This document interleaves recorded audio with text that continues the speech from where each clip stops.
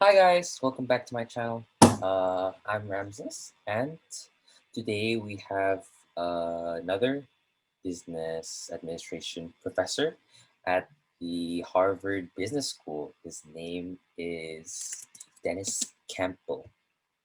Welcome, Mr. Campbell.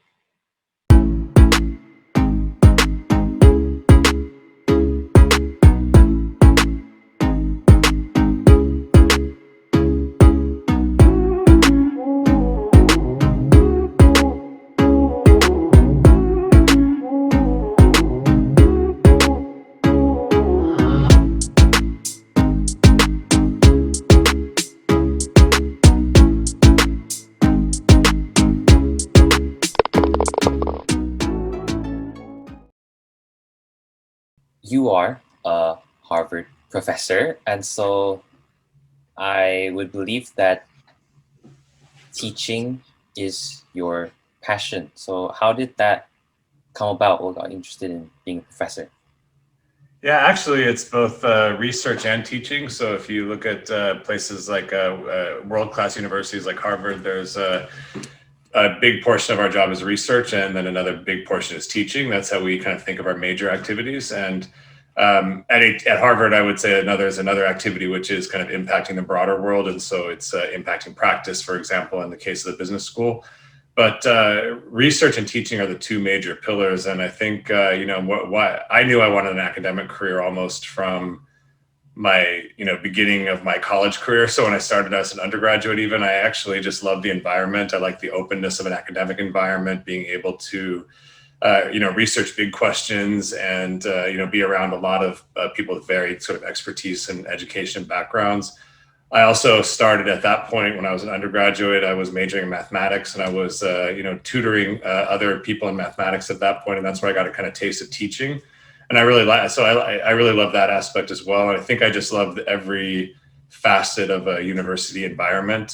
From the intellectual environment to learning to doing your own original research and then to teaching. And so I always knew I wanted a career in that. And it was only later that I decided I wanted to go to the business school route, but I knew early on that that's what I wanted to do, and largely it's because of the academic freedom and the intellectual curiosity and the ability to kind of teach and shape other people. I thought was quite valuable. So Right, right. So, were you majoring in mathematics in your undergraduate?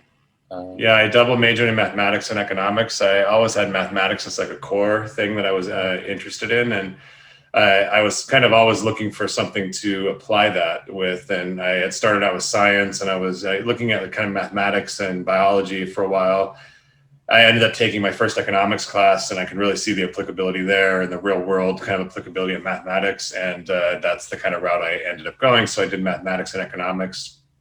And then after that, I knew I wanted an academic career, but I was actually unsure of exactly what. So did I want to do some like a pure PhD in economics, or maybe something more in applied math and business like finance or operations research? And I ended up working at the Federal Reserve in Washington, D.C. for a few years just to kind of explore that, what I wanted to do, with the idea that I would work for a while in an interesting place, on economic issues in the, financial sector and banking industry before deciding what I wanted to do with for my PhD. And after that, I ended up going to Harvard Business School and got my doctorate there and stayed on as a faculty member. Right, right. So, what made you want to be a professor of administration instead of rather like economics, I guess, which is Yeah. your undergraduate? I think I'm the same thing that drove me from doing mathematics to doing mathematics plus economics was I wanted, like, I was really, I love the theory of math. I love I think it's like just a beautiful subject and all of that, but I really love that you could apply it to real world problems. And I think the same thing as I started to, think about what I wanted to do later, the idea of, being in a more applied kind of professional school setting rather than being in a kind of pure academic department like economics, that appealed to me. And the idea of, solving real world, real organizational problems, for example, that just appealed to me. And Harvard Business School is a place where as a faculty, as a doctoral student, there's academic rigor, so you have to bring all that mathematics and economics training to bear in your research. but there's also an orientation towards doing research on practical problems that actually matter in the world. And so I think, so you're not just talking to other academics through journals and so on, which you have to do, you're also trying to do research that passes that test of rigor, but could be, applicable to real practicing executives, say like your father, for example, or policymakers, this sort of thing. So I think that appealed to me, that idea that, what we do has to be both rigorous and relevant. And that's one of the reasons I chose business school in the first place, Yeah. and why I think HBS in particular, among all business schools, I really gravitated towards. Yeah. So what would you say separates the Harvard Business School from, let's say, other business schools like NYU Stern, Columbia Business School, etc.? Well, they're all great. I mean, I wouldn't say this to say that like anyone's better than the other. I think the orientations are just different. I think Yeah, yeah, what all have great academics, and I think all promote faculty that give tenure to faculty that do great research and have academic rigor and teach and all that. I think the things to me that are quite different about HBS are this. Every business school, to some extent, of course, has a practical orientation, but HBS is quite explicit about that. We actually want, if you look at our mission statement is to, our mission is to make, educate leaders who make a difference in the world. Educate leaders who make a difference in the world. And we kind of take that to heart in how we promote faculty, how we do research. And the idea is we want research the research has to be rigorous. It has to get into the top journals. It has to pass peer review, all of those things. But at the same time, the orientation here is faculty who get promoted aren't just doing rigorous research that speaks to narrow problems. They're actually doing research that speaks to bigger problems that can show that it can have practical impact, either because you can bring it into the classroom and teach MBAs the material or executives, or it actually is research that could have an impact in practice. And sometimes that means you're writing articles that speak to practitioners that are summarizing how the research might affect what they do. So that, I think HBS has that orientation quite explicitly. And that means, for example, that HBS is the only major business school that is encouraging faculty to write cases on companies. So your father may show you from the program he was in all the HBS cases we write, which are real world cases of real organizations, real leaders. And that's the activity to do that is very intensive. Like we have to go, we have to do interviews, we have to study organizations, we have to write the cases, we have to teach them. And that encouraging that forces us almost to have a foot in the real world all the time. So we're not just sort of sitting in the proverbial ivory tower. So I think that orientation really appealed to me. The other thing too is HBS is within Harvard University, obviously. So it's a really intellectually engaging place overall. You have MIT down the road, so you can imagine the environment generally here. When I was a doctoral student choosing to come here, just a very intellectually engaging environment. And I could take classes at MIT, at Harvard, from world-class economists, world-class business scholars. So that appealed to me as a doctoral student. And then I chose to stay on as a faculty member more because of that kind of applied orientation and the balance of, I would say the balance between rigor, which you get everywhere, and relevance, which is much more explicitly rewarded here, I guess, than it is at other places. So. yeah, yeah. Wait, did you mention you can go to like MIT and attend classes in other schools as well? When I was in the doctoral program, yes. Oh, So they have cross-registration agreements, and so you can go take classes at MIT. MIT folks can take classes here. So we got to intermix a lot with each other. So yeah, it's a good environment overall in that way. I see. What excites you about teaching MBA rather than actually practicing it? Like, I guess actually starting a business and stuff like that. Yeah, I think what I was saying earlier that I think it's different, right? If you think about starting a business or running a business, for example, I think the time frame of what you're doing is more immediate generally. I mean, obviously teaching is immediate, but research is kind of a longer term endeavor, and you just can't do the kind of research you would do in an academic environment if you're in a business environment where you have to things have to move faster. Research takes time, dedication, and so on, and collecting data, analyzing data, writing and getting peer review, these sorts of things.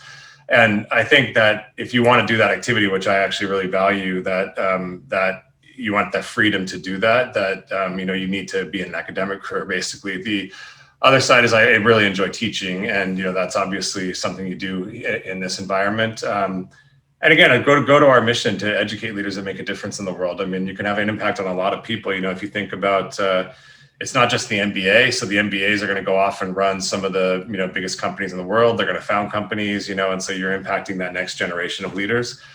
If you actually take OPM, people like your father that are coming for this, right? These are people that are already leaders out there, and they come here and they take the ideas and they put them right into practice. And so I think that the impact that we feel as faculty, the impact that we can have is very broad in that way, right? If we're actually teaching rigorous, relevant material, you can actually impact future generation of leaders. That in that way, if you do things right, you can impact broader society. You can, through executive education, impact current leaders and what they're doing. And so I think those things are all the kind of major things that appeal to me. The other thing I would say, then, this is, I think, maybe a little more specific to HBS, is I feel like I can be connected to practice in a way that I might not be able to at other places. And so, again, this is coming through writing case studies. It's coming through because the research that we do is considered relevant to practice. We often get invited to do talks and consulting engagements and things like that. And so so you're able to have a foot in the academic world and a foot in the real business world. And so I think it's for me, it's the best of both worlds, I guess, is a short way to say it. Yeah. So you're a professor because you also like to do research about these sort of things rather than just like doing it, I guess, right? Yeah, I mean, part of what we're doing, so the research what we're doing is we're looking at, like, we can ask what works in organizations, right? So, for example, there's a lot of discussion these days about AI and the role of AI and these sorts of technologies in business. But, how do you put those things into practice and do it in productive ways? What are the implications for employment, for example? And, those are things where, look, if you're running a business, you're just looking to implement this thing that's going to create value, and not stepping back and asking these bigger questions, which you need to sort of look across many organizations, and you need to look over time, and you need to really analyze data to understand this, and you have to bring theories to bear. So I think that it's that kind of thing. If you want to step back and look at the bigger picture, think about things like ESG, environmental, social governance reporting, and the sort of emphasis on environmental, social, and governance and objectives in firms, for example. Again, if you're inside of a firm, you're looking to implement some of these ideas because there's societal demand for it. But if you want to step back and understand, is that on net good or bad for organizations? Does that actually help or hurt shareholder value, for example? That's the kind of thing where you have to kind of step back and really do more fundamental research. If you think about some of the other big areas in society right now around diversity, equity, and inclusion, for example, inequality, these kinds of things, those are big questions that, certainly any executive could, have a part in, playing in terms of how they're running their organization. But if you want to sort of step back and say what works, what doesn't, that's the kind of thing where academics come in and can take that broader perspective. So I think it's different, actually. I wouldn't think about it as it substitutes like research versus doing. It's actually, the activities are fundamentally different, actually, in some sense. Executives are out there doing, and we could step back and sort of say what works, what practices work, for example, what don't work. And that's by looking across companies over time, for example. It might be by doing what we call field experiments, where we go in and, get a company to implement a new practice, for example. Like, suppose that you want to think about, is it better to, give my employees more salary, or to give them bigger bonuses, for example, and incentivize them differently? Well, what's going to work better to motivate them? Maybe field experiments would help you tease that out, for example. Or maybe looking across many companies that have different practices could help you kind of learn what really drives performance. These kinds of questions are things that academics would be much more well suited to do than any individual executive, because they're just focusing on their own business objectives. So I think they're fundamentally different. And the other thing, again, is, what's interesting about HBS is that most of us stay connected to practice, and that's through, with consulting, for example. We'll go in and figure out, how do you take this framework that I've taught you, that we learned across studying many organizations? How do we then apply it in your setting? That's where you can actually get into, kind of real implementation issues inside of companies. And so it's a place in general that allows you to balance your activities between, at the academy and the quote unquote real world, I guess. So. Yeah. So, for example, would it be better to incentivize employees by increasing salary or by adding bonuses? So would those type of things, like what works and what doesn't, does that depend on the specific organization, what field it is in, or is that like, is there like a general, pattern that, That's exactly what we're looking for. Exactly. So if you look across companies and you said, okay, look, would something like profit sharing work? Like lots of companies are trying to think about like, should I put in place like employee stock ownership plans where I have like, lower level employees are getting actual ownership in the company? Is that a good idea or not? And there's actually theories that would go both ways, right? Yeah, sure, give people more ownership, and that'll get them more vested in company success, and it'll help share in the rewards in terms of the productivity they're helping to create. The flip side of that, though, is that you're also imposing risk on employees when you do that, right? Because sometimes a company doesn't perform well, and so they're, unlike a fixed salary, right, which they don't get any upside in, they also don't get downside, so it's not risky. Whereas a profit sharing kind of plan could be very risky. Now, that might be okay for executives like your father, right? Because they have a lot of control over the decisions of the company and these sorts of things. But when I get to lower level employees, do I want to impose that kind of risk on them? Is that fair? Will it motivate them in the right way?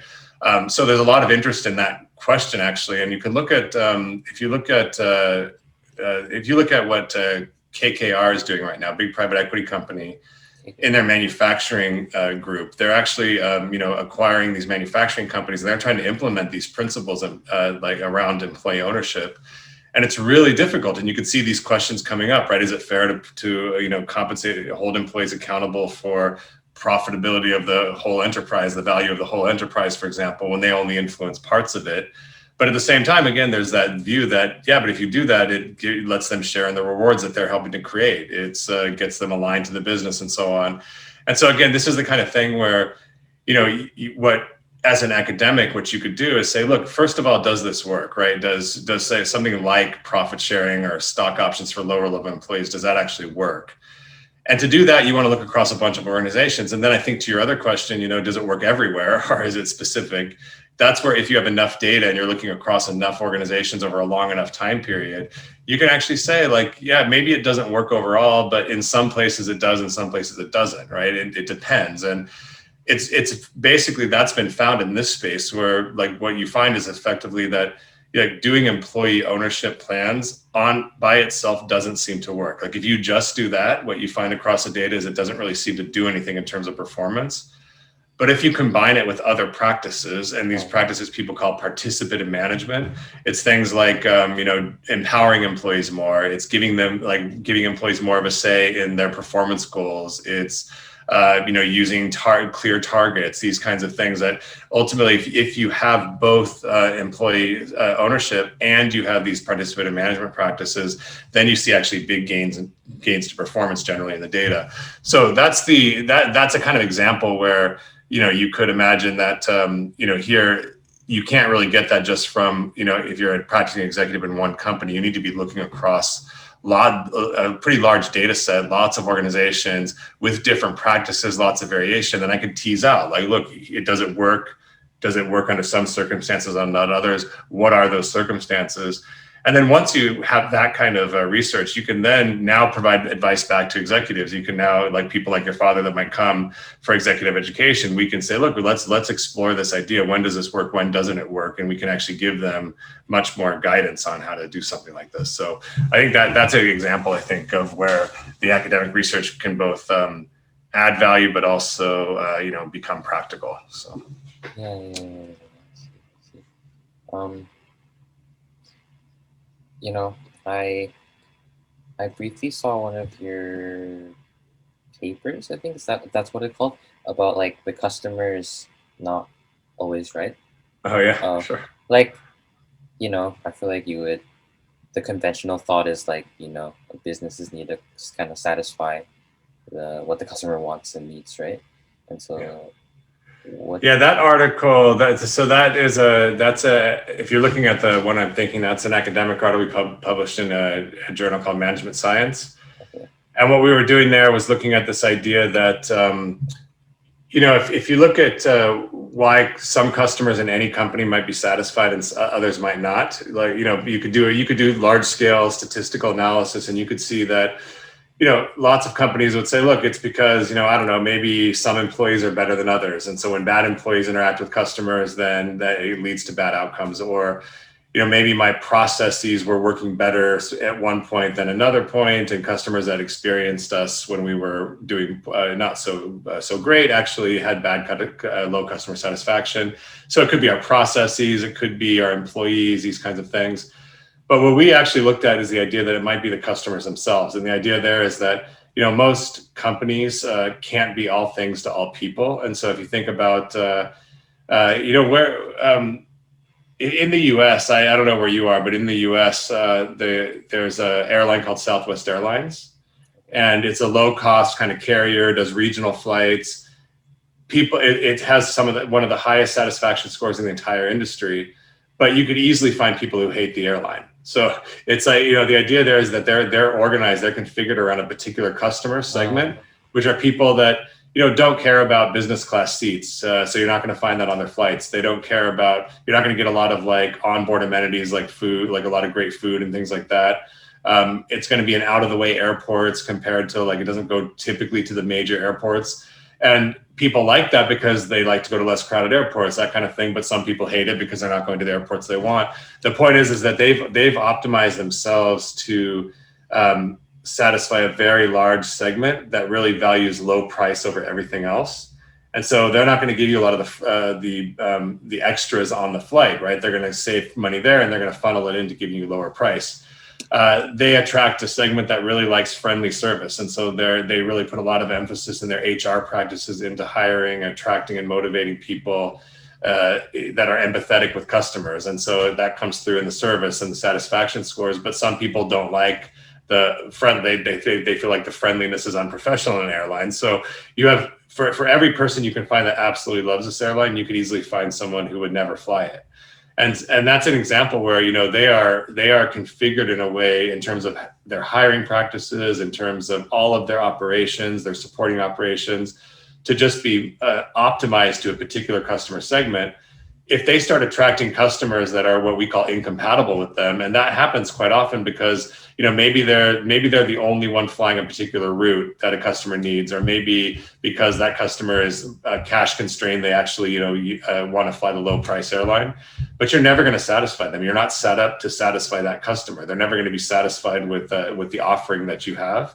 And so that's the idea, that if organizations are attracting what we call incompatible customers, that could be a major source of dissatisfaction, and that you're better off actually really focusing on signaling what you're about, and attracting customers that are compatible. And that's going to be a better way overall for your model to thrive. And so that paper is really looking at that idea that, look, customers, you could think of customers like inputs into your operations. You need to sometimes then manage them very explicitly. And so this is one of the, you could find lots of innovative ways that companies are trying to manage customers, either customer behavior or the kinds of customers that are attracted. And that's a very different strategic choice than saying we have to kind of satisfy everybody. So that's really the kind of crux of that paper. Right. I think that makes a lot of sense. Like, can't satisfy everyone. So just focusing on a particular group of people you want to satisfy, I guess. Yes. So. Yeah. Uh, Good. No, but I think, but look, I think if you just, this is, it's really interesting what you're doing. I mean, to figure out why people chose the path that they chose. I think all of us, actually, if we just step back and think about it, it's actually kind of interesting to think of the winding path that you take to get where you are. Right. Well, it was fun. It was fun to reflect on and think about. But if you decide you had more questions you want to follow up on, let me know. And if you ever can get back to campus with your dad, let me know. It would be great to meet you. I'll show you around. Yeah. Thank you very much. I'll probably come soon when he I look comes. forward to seeing your book. Yeah, thank you. Okay. Yeah. All right, Ramses. Very nice to meet you. Nice to meet you too. Okay. Bye. Bye. Thank you. Thank you. Okay, so that is the interview for today. Thank you very much, Mr. Campbell, for agreeing to do this interview and helping me for this channel.